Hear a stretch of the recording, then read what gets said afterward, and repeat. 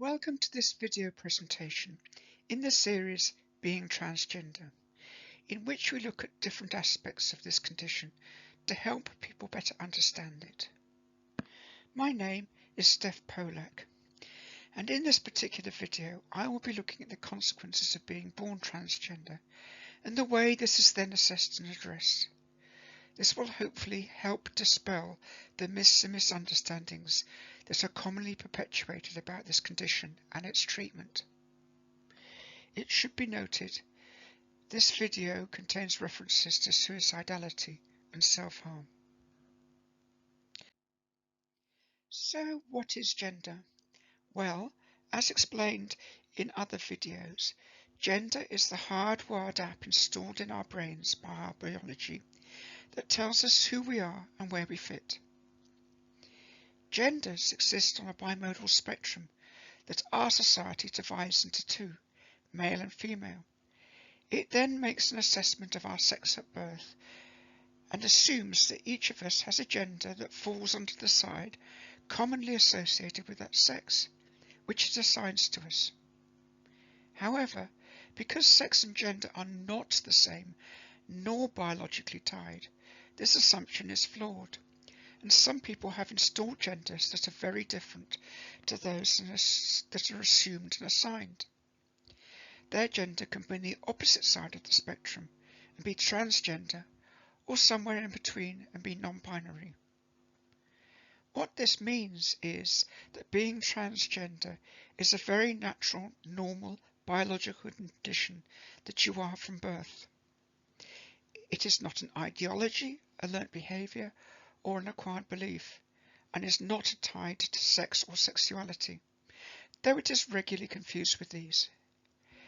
It has been around for as long as humans, and is part of the natural diversity fundamental to evolution and life. Transgender people have and always will exist. It is a condition that cannot be caught. You cannot be made to be transgender, you cannot choose or pretend to be transgender, and you cannot be converted from or cured of being transgender. It's just something you are from day zero. And this means being transgender is a lifetime journey which, depending on the severity of the condition and social environments, is unique to each individual. There are, though, three distinct stages to this journey. Initially, you experience a common set of issues and become increasingly conscious that your natural behaviours and identity are at odds with those expected. You may not, though, understand the underlying cause of this, or try to deny and hide it. But whatever, you will suffer significant consequences that are ultimately unsustainable. In the second stage, you come to acknowledge your condition and take actions to assess and address this. Then, finally having made necessary adjustments, be they large or small, you then get on with your life. These three stages are sometimes referred to as our lived-in experience. While not meaning much to most, this articulates that transgender people have common stories across history, cultures, geographies and ideologies. Though this doesn't provide proof of any particular cause, biological or psychosocial, as it is largely under-analysed. The common set of issues you experience with other transgender folks arise from the conflict that exists between how you inherently see yourself and behave and what the world tells you you are and how you should behave.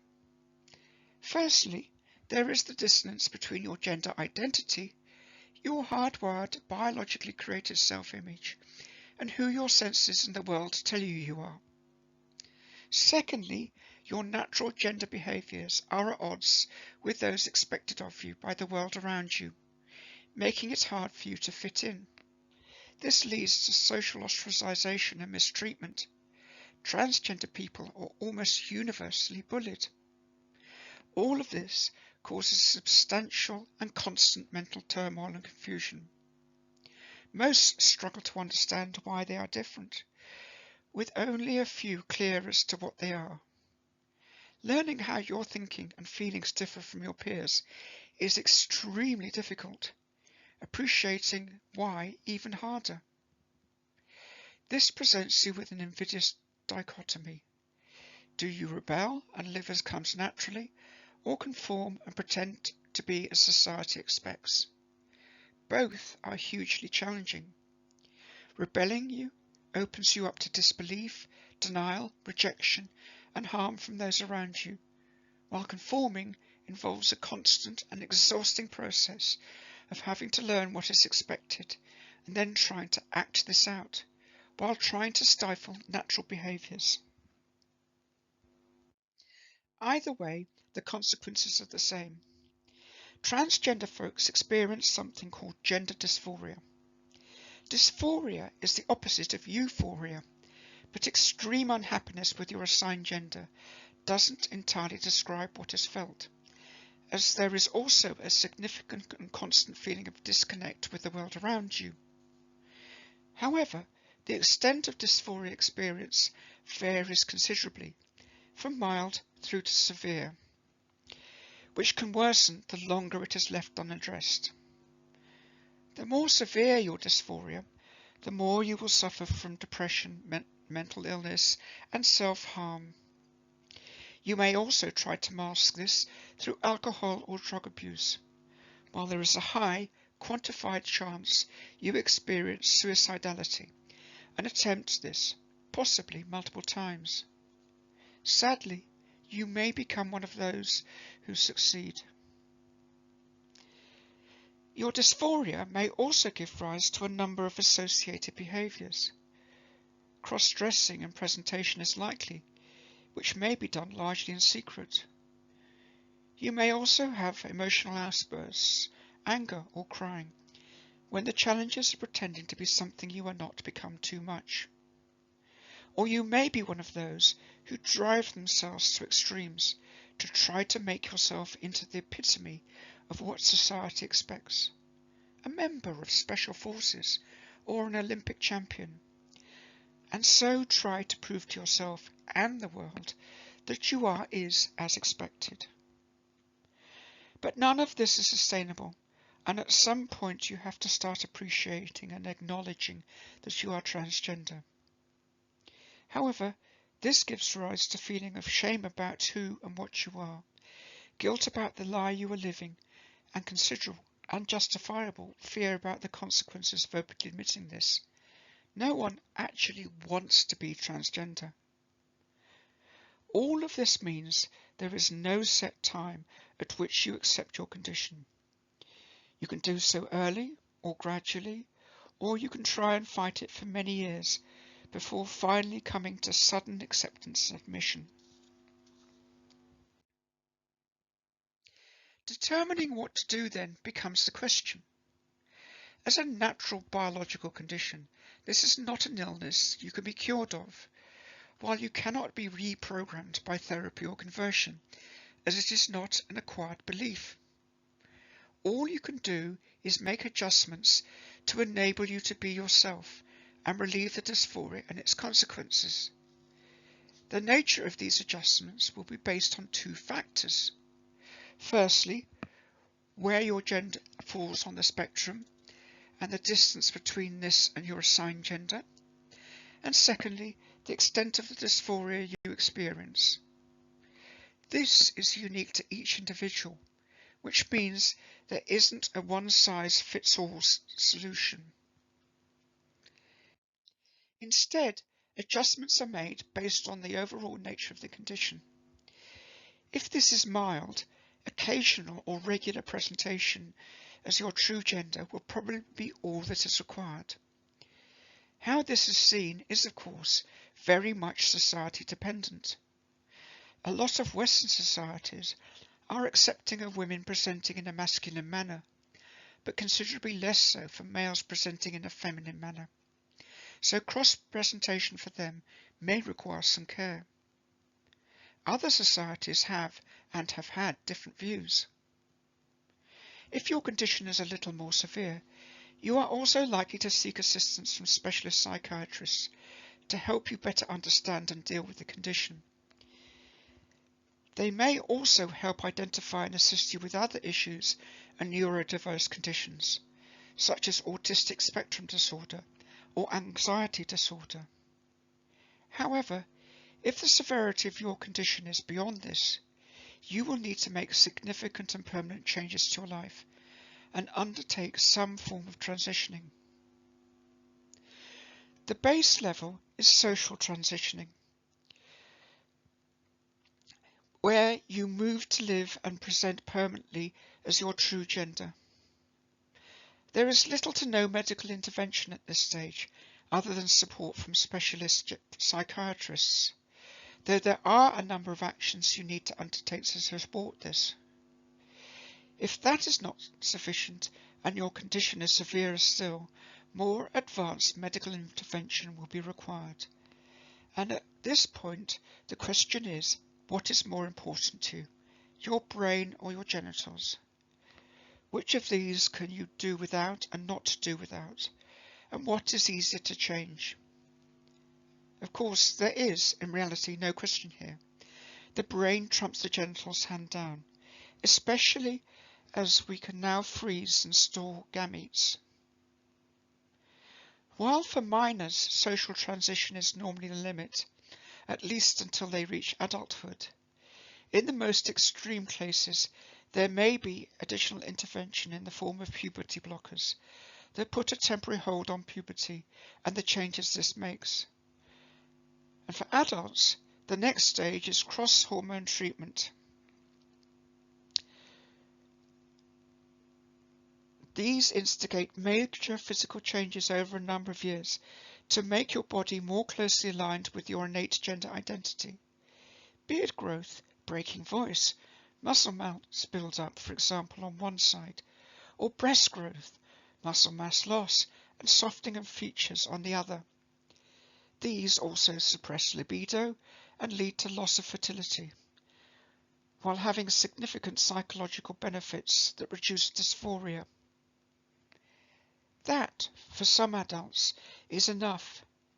But in the severest of cases, gender reassignment, vaginoplasty or phalloplasty, and other surgeries are required to more fully align the physical body with the gender identity and relieve the extreme gender dysphoria and its consequences.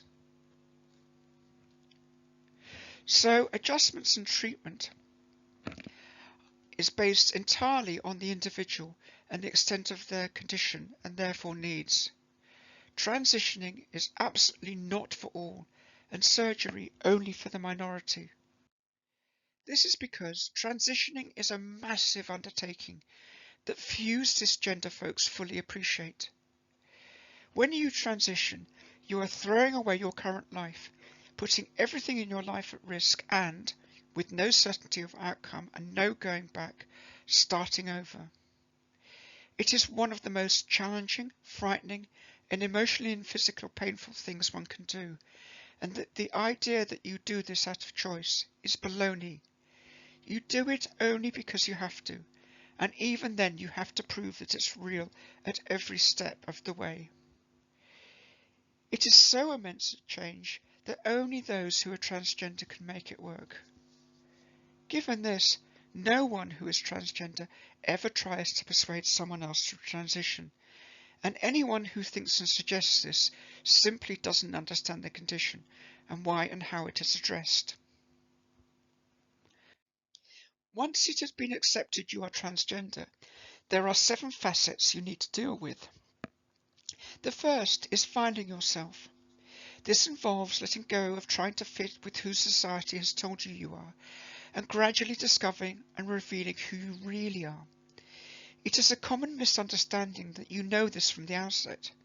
In reality, this is rare, and the common process is one of exploring, learning, and a gradual metamorphosis that can take many years depending on the degree of change you need to make. You certainly don't just identify as any more than anyone else just identifies as. The second is dealing with close relationships. While you might think your partners and immediate family would be the most accepting and welcoming of the real you, The reality is, those who are closest to you are those who have the most invested in you, and therefore have the most to lose from your admission and adjustments. It is therefore normal for many of these relationships to break down, and for you to experience rejection and denial. This is hard when what you need is support and understanding from those around you, and it requires considerable skill and empathy on both sides to minimize these breakdowns and build acceptance, though some inevitably are irretrievable. Thirdly, there is society. While it is important to get out there and continue to engage socially, especially with your friends, this can be challenging. The majority of people are likely to be very accepting of and warm towards you, even if they don't really understand the trans thing. But there are a small minority whose ideologies lead them to abuse and harm you, potentially badly. This is particularly dangerous when there are campaigns being run by groups with these ideologies who are trying to eradicate you from society by spreading misinformation and demanding removal of your social support. Now, up to this point, these adjustments are shared to a degree with those coming out as gay or lesbian. However, the adjustments you make as a homosexual and the consequences of these are relatively small, personal and private, whereas those you make as someone transgender involve external presentation, significantly so if you transition, are therefore considerably more visible, public and major. And there are additional unique and challenging facets that you need to deal with if you do transition. The first is work and school or other social environments. Here you are likely to have to explain your situation to those you interact with. Changes may need to be made to accommodate you, and you may even need to change jobs. You may also suffer mistreatment and discrimination as a result. Secondly, there is the challenge of unpicking all the social rules and behaviours associated with your previous gender that you will have spent your formative years learning and adapting, and starting over again to learn the rules and behaviours for your true gender. This whole process, habituation with clothing and outward presentation, social behaviours, verbal and visual communication and so on, is a massive and lengthy undertaking whose need and nature is rarely appreciated. Indeed, your efforts here may often be picked on by those wanting to disparage you and your condition. Then there is a dealing with officialdom, where you have to do such things as officially change your name and gender markers and get these adopted everywhere, a long and tedious process. And finally, there are the medical interventions, which are lengthy and often very painful, and which of course have no guarantee of outcome. So dealing with being transgender is an involved and difficult process, especially if one needs to fully transition. There are, though, provisions in place in the UK to help you with some of these. For example, many organisations have policies in place to support you as someone who is transgender, while the Equalities Act protects you from discrimination without you having to prove you are transgender. If you are going to do any form of transition, you will nearly always have to change your name. This is done via an official deed-poll process, and once registered, you are legally required to get everyone who holds a record of your old name to change and update this to your new name, your passport, driving licence, utility company records, your financial institutions, and so on. These will also update your gender marker, though you may need to provide medical evidence that you are transitioning to support this. This is fundamental to social transitioning and for any ensuing medical treatment. However, the law will not accept your real gender and confer relevant gender-specific rights to you unless you have acquired a gender recognition certificate. For this, you must meet a stringent set of criteria, including providing multiple medical reports and proof of having lived in Rome with the appropriate gender records for an extended period of time. While this used to provide a significant set of rights, gender rights equalisation and other law changes mean that, other than updating your birth certificate, the rights granted are now pretty few and insignificant. Same-sex marriage and retirement age standardisation, for example, have made the certificate less important, while you probably won't need maternity rights. Added to this, you cannot get official recognition if you are intersex or non-binary. The process is now considered unnecessarily bureaucratic and limited, and not up with more modern self-registration processes adopted by many countries. So while there are processes and laws to help you deal with officialdom, they are not perfect and could be improved. If you are transitioning, you can get specialist medical support through healthcare systems like the NHS. Contrary to some claims, this treatment is neither rushed nor experimental, having been developed and practiced for over 100 years, while the medications, including puberty blockers, have been used and developed over many decades and are essentially natural. The most thorough scientific research has repeatedly proven the enormous benefits these treatments deliver. There is a world body for transgender healthcare professionals that regulates and sets standards of care and treatment. These are constantly being updated based on the latest scientific and medical knowledge. Medical transition is by necessity a slow process taking between 5 and 10 years, and you have to be assessed and prove the need each step of the way. In the UK, only registered specialists who follow the latest standards can diagnose and provide treatment. Though with the NHS services being underfunded and vastly oversubscribed, you will need to wait many years just for an initial appointment. Added to this, the NHS will only provide you with a minimal set of treatments, and those other treatments which can significantly enhance outcomes, like breast augmentation or facial surgery, must be paid for, something that is beyond the reach of many who are transgender. This, combined with the fact that there are limits as to what can be achieved, dependent on where and when the starting point is, means the outcome may not always be as you might have hoped for, and may make you stand out. As for the rest of the facets you will need to deal with, you are likely to be pretty much on your own, with maybe only others who have been through the same to call upon.